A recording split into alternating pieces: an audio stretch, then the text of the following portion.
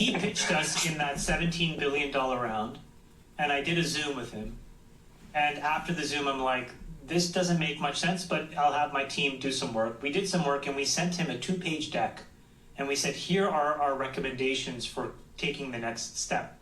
One was the formation of a board. The second was the creation of dual class stock. The third was some reps and warranties around affiliated transactions and related party transactions. And the person that worked there called us back and literally, I'm not kidding you, said, go fuck yourself.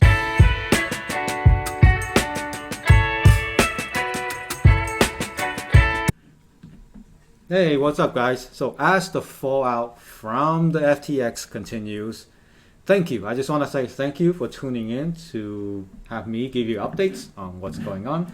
And I just want to say there's so much going on, and I just want to try to unwrap all of it and package them together in a single piece of video for you to consume. There's just so much news coming out every single minute, it's hard to keep up. But with that said, let's go to it. So the first thing first is that FTX has filed bankruptcy as a few days ago, as expected.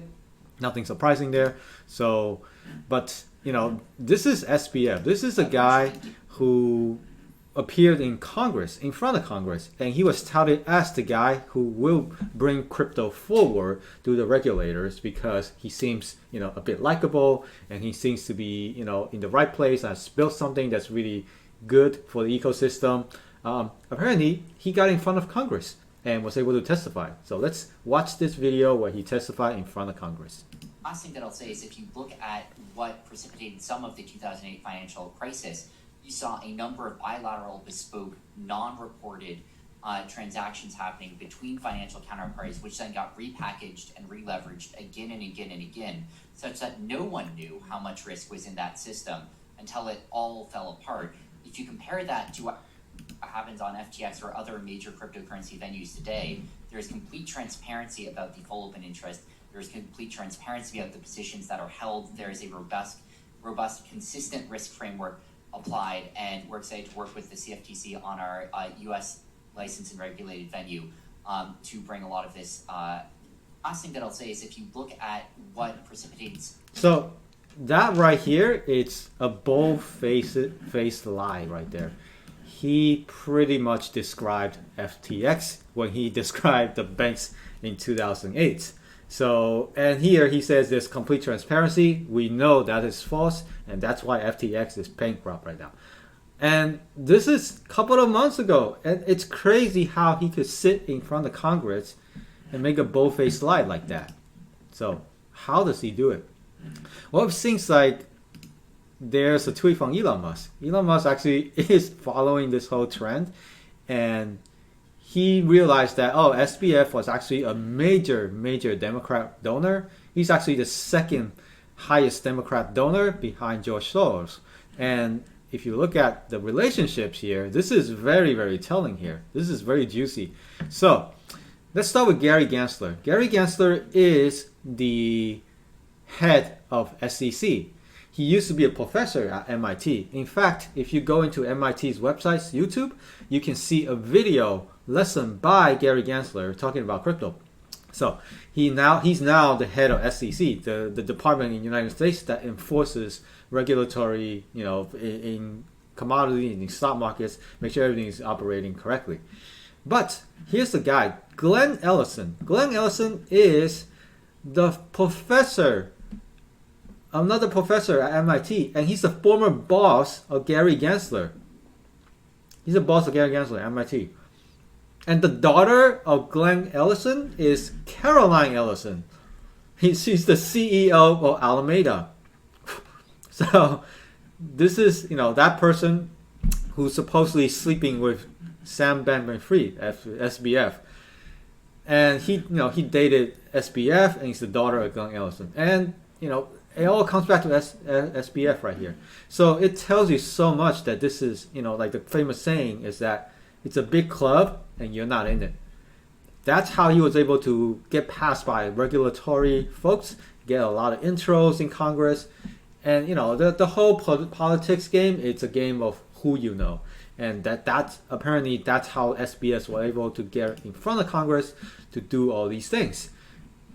So this is like a position that companies like Coinbase, Brian Armstrong was trying to get into, but this guy somehow was able to get that access due to who he knew.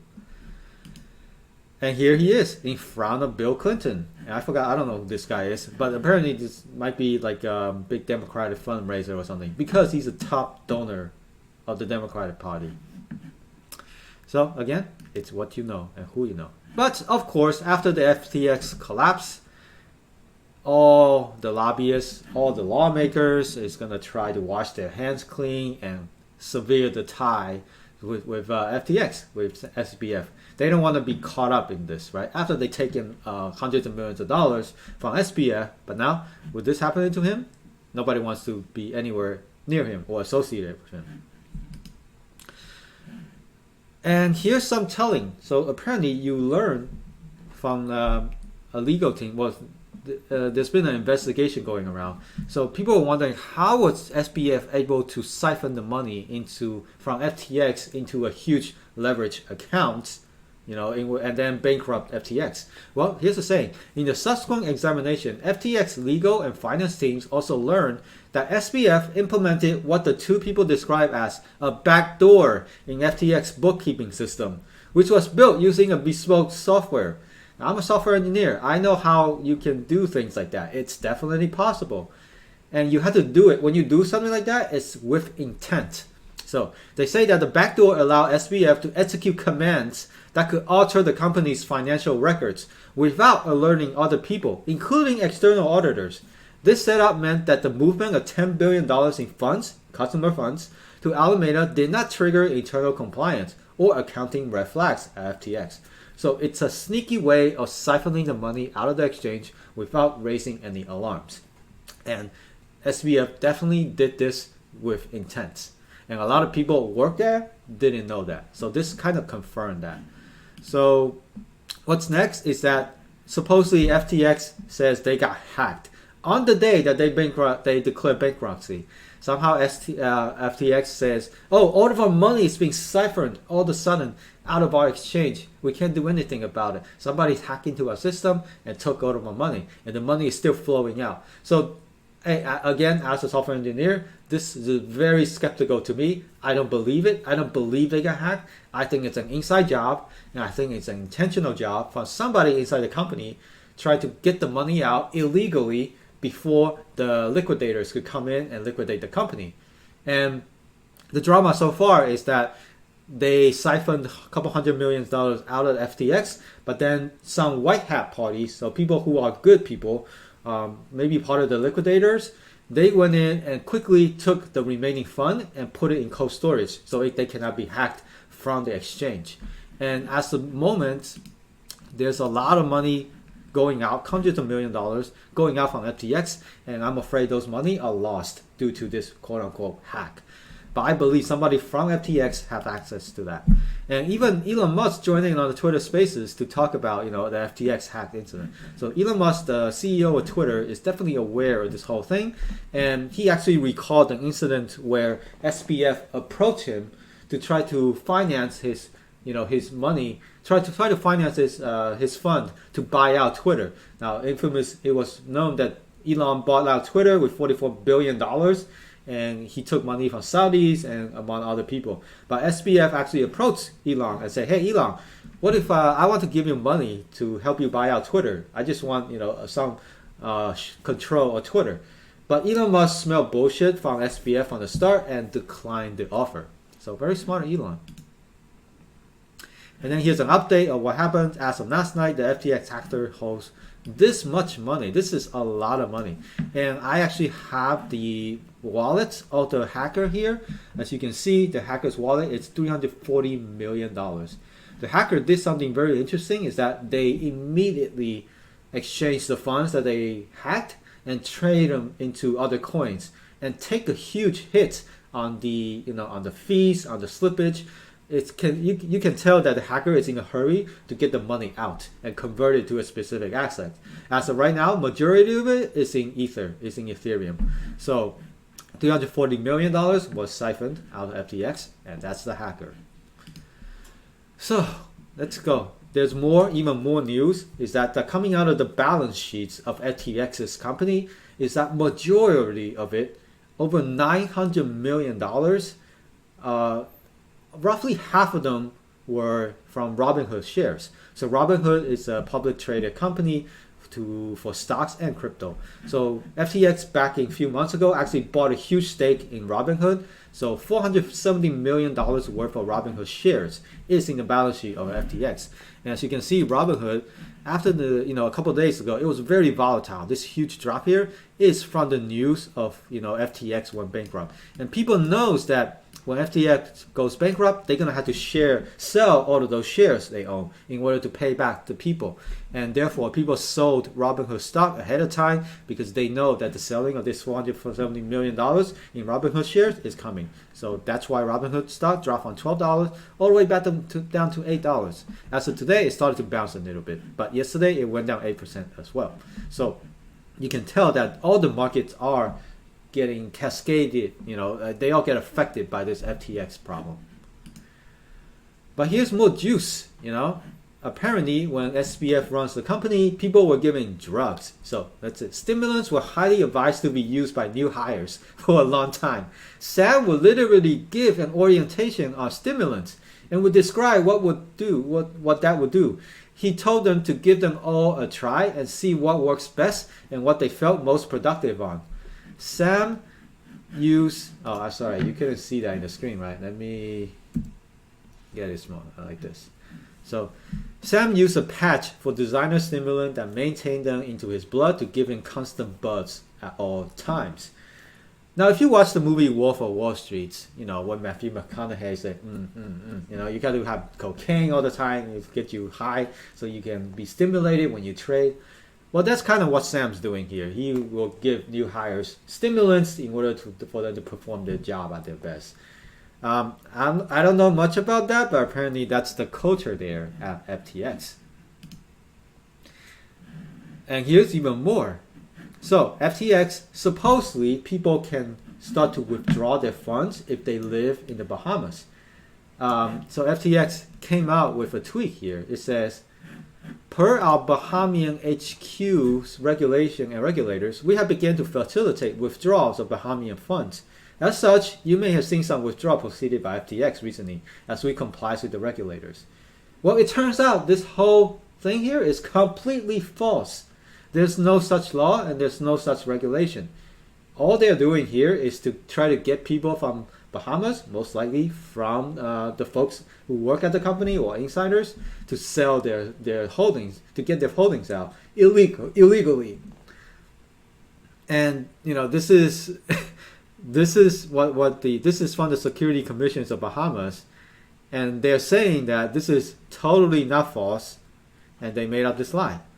So they cannot do this. You cannot allow, withdrawals. So what's gonna happen? That's